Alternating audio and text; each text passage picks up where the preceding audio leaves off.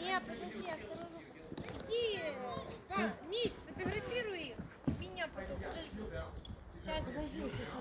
Да, как,